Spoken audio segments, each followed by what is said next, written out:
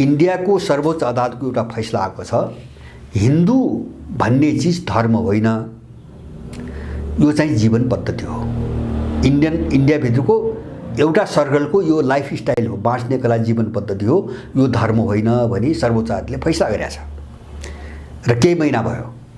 अब त्यो फैसला त यिनले कार्यान्वयन त गरेका छन् र अर्को चाहिँ तपाईको अब उनीहरूको समस्या इन्डियनको के हुन्छ भने जस्तो नेपालको भित्र यदि कुनै अन्तर्राष्ट्रिय शक्ति सबभन्दा बदनाम सबभन्दा घृणित को नजरले हेरिने कोही हो भने त्यो इन्डिया हो। इन्डियाले यहाँ अपराध गर्न केही पनि बाँकी राखेको छैन।